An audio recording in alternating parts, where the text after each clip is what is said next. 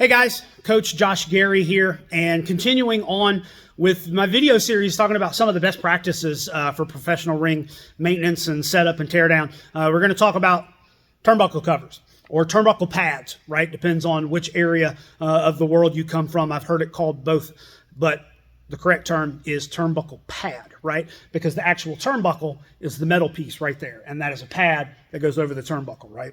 So you don't actually hit the turnbuckle. So we've got our zip ties. You can do, they come in different lengths, 6-inch, 8, 10, 12, 24, whatever. Whatever gets you long enough to go through the grommets and tie down. I find that anywhere between the 8 to 12-inch range will get you exactly what you need. And then I like these trimmers, cutters, snips, whatever you want to call them. They have a little angled edge so that you can get flush on the grommet, or excuse me, flush on the knuckle, which we'll talk about here in a little bit. We've got several here at the training center that we use so that we could have multiple people trimming and cutting zip ties so that the changeover goes a lot faster. And then we have several on our AML wrestling truck as well. So same reason, right? So our setup and our teardown can go a little bit quicker when you have multiple people cutting zip ties. But let's go ahead and get to it, and I'll show you exactly what I mean. All right, so I've got this turnbuckle here. It's already attached, but I've got one loose so that you can follow along with me and see exactly what I'm talking about. When you take your zip tie, you want to make sure that your knuckle is at the bottom, and you want to feed through the bottom grommet, through the top grommet. And the reason for that is when you go and you zip it, the knuckle will be on the underside of the turnbuckle pad, and that is super important, and I'll show you why. Some turnbuckle pads will have extra padding inside here and some won't. So sometimes they're loose, sometimes they're tight, whatever the case may be. But we want to make sure that the zip ties are not the reason that our turnbuckle pad is loose. So again, I'm going to take it and I'm going to go from the bottom through the top, bring it down, and I'm going to zip it down, okay?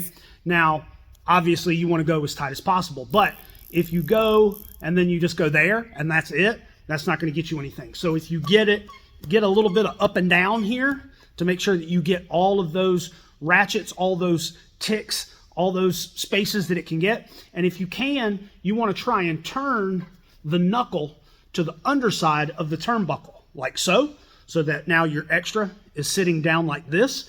Because what happens is when somebody gets thrown into the turnbuckle and their arms go over it, if they're sitting up top, chances are of them getting cut underneath their arm are a lot higher. And we definitely don't want to do that. Professional wrestling's already tough and dangerous enough as it is. So we want to try and be as safe as we can wherever we can.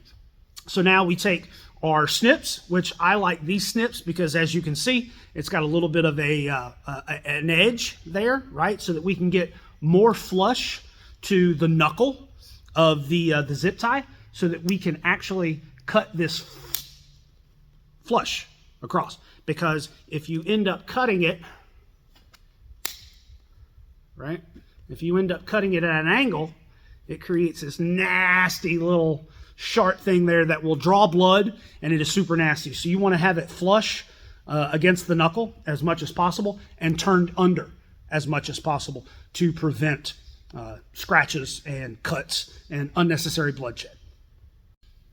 Now, I had mentioned cutting the zip tie flush against the knuckle of the zip tie to prevent sharp edges from cutting the arms. So when an opponent or a wrestler gets thrown into the turnbuckle and they hit like this, or sometimes they get their arms wrapped up under the turnbuckle like so, we want to have that underneath the turnbuckle pad so that we reduce the risk of them cutting underneath their arms.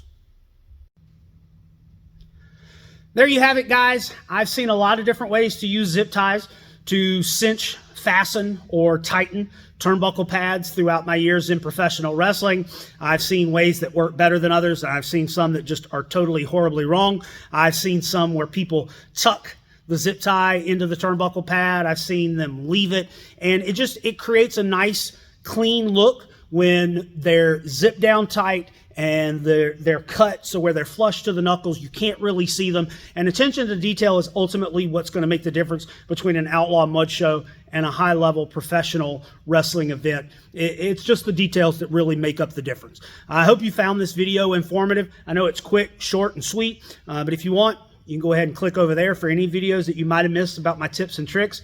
go ahead and click over there to subscribe. I really like that. And I've got all my socials down there in the description. If you want to hit me up, ask me any questions, I'll be more than happy to answer them. Once again, this has been Josh Gerry. Keep driving and striving.